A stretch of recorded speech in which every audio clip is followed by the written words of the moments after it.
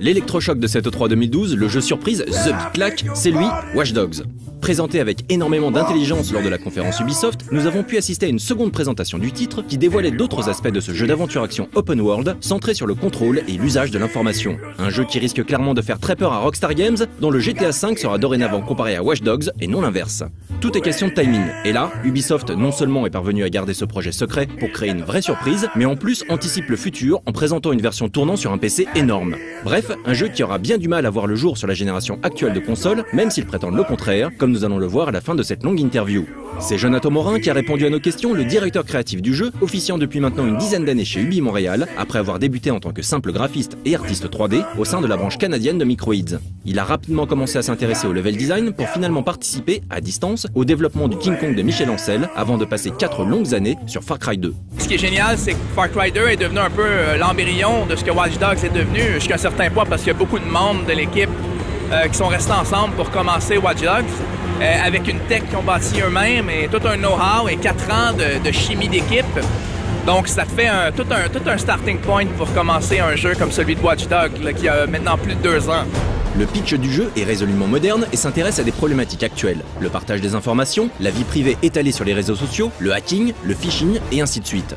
Un vaste sujet, complexe en soi, surtout dans le cadre assez balisé du jeu vidéo, dont l'idée est venue à l'équipe de Watch Dogs de la façon suivante. Son origine, c'est nous, c'est la vie de tous les jours, c'est les téléphones, c'est les discussions de bière et de vin et de cocktails où on s'assoit autour d'une table puis on parle de Facebook, puis des conspirations, puis l'impact de l'information et tout ça. On est même allé jusqu'à parler de la création de la Renaissance, Assassin's Creed, la démocratisation de l'information, tous ces phénomènes-là qui à chaque fois créent beaucoup de tempêtes dans notre société. Aujourd'hui, c'est l'Internet depuis 20 ans. Mais là, avec Wikileaks, avec tout ce qui se passe sur nos téléphones et tout, c'est la peur des politiciens que chaque personne puisse avoir accès à une voie publique aujourd'hui. Donc, je peux comprendre que les gens aient peur, qu'ils trouvent que gouverner un pays, gouverner une ville, ça devient de plus en plus difficile de par l'information et de par la voie publique qui est possible aujourd'hui. Donc, on s'écoutait parler, et éventuellement, on s'est dit, et si on faisait un reverse engineering de cette discussion-là? Tu la regardes à l'envers. Au lieu d'être une victime de l'information, si on était la personne qui tape dans cette sécurité-là, dans cette illégalité-là, et qu'on l'utilisait contre le système. Et du coup, c'est né comme ça. On a commencé à faire des prototypes. C'était très humble, c'était très le fun. Et quand on s'est rendu compte que les gens aimaient beaucoup hacker les traffic lights, hacker les téléphones, mais là, c'est toujours plus. Ça commence avec un peu, puis c'est devenu... il faut qu'on contrôle une ville au complet. Il faut que ça devienne une personne qui peut progressivement monitorer toute une ville. Et Chicago, c'était une super ville à aller chercher pour ça. C'est un peu notre London à nous, en Amérique du Nord. Beaucoup de caméras de sécurité, très modernes. Donc c'est extrêmement intéressant. Lors de la présentation du jeu, effectuée lors de la conférence Ubisoft, celle-ci se concluait sur l'apparition d'un second personnage qui semblait surveiller celui qu'on avait suivi jusque-là. Ce qui nous amène à nous interroger sur qui on joue réellement et la dimension multijoueur de Watch Dogs. On joue Aiden Pierce, c'est un personnage qu'on va personnifier. Maintenant, on a du multiplayer. On a d'autres personnes, comme vous avez vu sur le stage, qui peuvent potentiellement venir hanter Aiden Pierce. C'est des joueurs aussi. Donc on a du single player, on a du multiplayer et on a toute la phase grise, ce qui se passe entre les deux. Beaucoup de choses à explorer au niveau online. Donc il est fort possible que vous jouiez d'autres personnages dans d'autres contextes. Ça c'est à voir. Ok, ça tease à mort. Et la dimension multijoueur du jeu, qui inclura également les tablettes et d'autres supports, qui permettront d'influer sur la partie en cours de ses amis, alors qu'on est dans le train ou au bord d'un lac, fait clairement rêver. Aiden Pierce est donc le personnage central, un anti-héros à la Rockstar en fait, au background et aux objectifs bien définis. Aiden Pierce, en fait, c'est quelqu'un qui est né à Chicago. Il n'est pas né à Chicago, il a grandi dans les rues de Chicago, excusez-moi. Il a vu beaucoup de violence, donc c'est quelqu'un qui est capable d'avaler de la violence. Il est capable de dealer avec cette situation-là. Par contre, de par sa nature, il y a des gens qui ont souffert autour de lui par sa faute. Il en est devenu un peu obsédé par la protection de ces gens-là et la surveillance. C'est un peu maladif. C'est pas quelqu'un qui est 100% sain d'esprit en ce moment, surtout pas au début du jeu. Et donc, le joueur va devoir, à travers lui, essayer de protéger cette famille-là et se rendre compte que, malgré tous les efforts, c'est peut-être impossible de les protéger à 100%. Et il va se perdre un peu là-dedans. Donc, essayer de reprendre un peu ce qu'il a perdu au début du jeu. Et pour ça, il va devoir faire sa propre justice, progressivement prendre le contrôle de toute une ville. Donc, il part d'une obsession un peu justifiable à la Breaking Bad. Hein. Donc, quelqu'un qui regarde sa famille à leur insu pour leur bien, c'est acceptable. Mais au fur et à mesure que ça va avancer, là, c'est plus une maison, là, c'est un district. Là, c'est une ville au complet. Là, c'est tout le monde. OK, c'est pour le bien de tout le monde, c'est pour imposer une justice qui se voit noble contre un système corrompu, mais tout reste gris.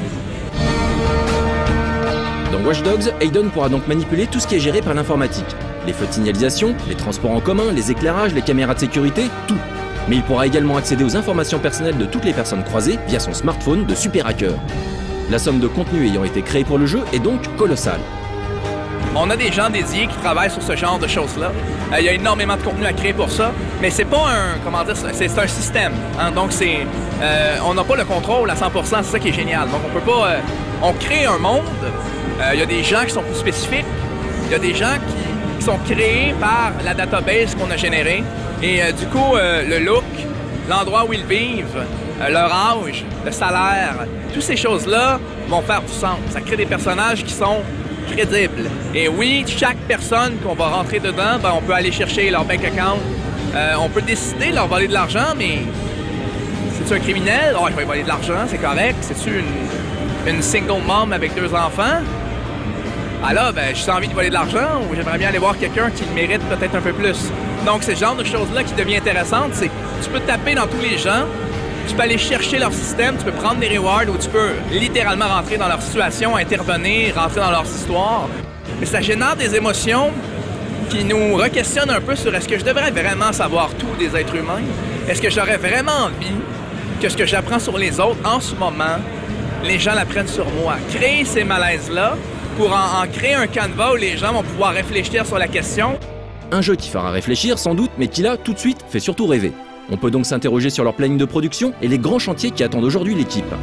Ça fait plus de 2 ans qu'on est sur le projet déjà, donc on a toutes les bases en place. Tout ce que vous avez vu, c'est du vrai gameplay, c'est des vrais systèmes, et ils sont tous aussi beaux que ceux-là. Donc c'est extrêmement, c'est une très belle position pour Ubisoft pour créer un jeu de cette ampleur-là.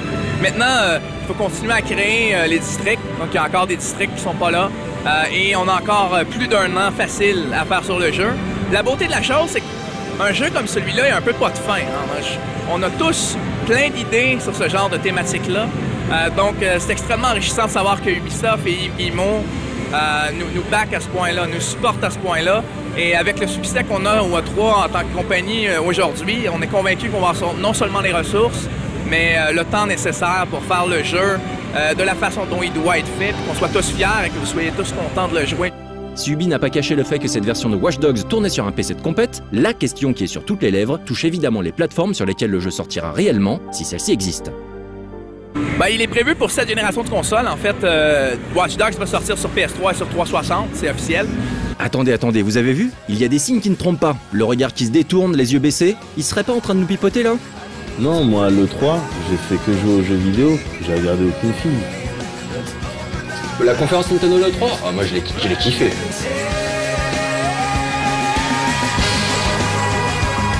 On plaisante bien sûr, mais on a tout de même du mal à croire que ce qu'on a vu tourner sur cet énorme PC pourra également tourner à force d'optimisation sur une PS3 ou une Xbox 360. Évidemment, comme tu l'as dit, ça roule sur un gros PC en ce moment, donc le PC aussi fonctionne.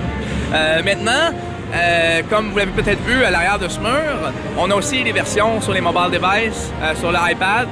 Donc, quand on parle de connectivité dans un jeu, sortir du jeu et parler de connectivité à l'extérieur du jeu était un naturel et une tentation qui était beaucoup trop grande pour nous. Donc, on a une expérience qui se veut multiplateforme. Donc, oui PC, oui mobile device, oui PS3, oui 360, mais on ne ship pas demain. On en a pour plus d'1 an, on a des superbes jeux ici qui nous donnent énormément de temps. On n'a pas de pression, on a Assassin's 3, on a Far Cry 3, on a Splinter Cell. On n'est pas obligé de shipper demain matin, on est correct. Donc on a le temps de shipper quand ça va être prêt. Ce qui veut dire que s'il y a des nouvelles opportunités, s'il y a des nouvelles plateformes qui peuvent nous faire enrichir l'expérience cross-plateforme de ce que se veut Watch Dogs, ça va nous faire un plaisir d'écouter. Alors il sortirait sur les consoles actuelles et peut-être sur les prochaines aussi. Voilà qui ne nous avance pas des masses. Mais finalement, la plateforme importe peu. Tout ce que l'on veut, c'est jouer à Watch Dogs tel qu'il nous a été présenté, aussi beau, fluide et ouvert, dans son canapé ou son fauteuil rembourré, sans avoir à débourser une fortune pour acquérir un PC de l'espace. Je ne sais pas ce que vous en pensez, mais perso, je veux bien acheter une PS4 ou une Xbox 720 pour y jouer. Watch Dogs aura réussi à lui tout seul, là où l'E3 dans son ensemble a échoué, nous faire rêver.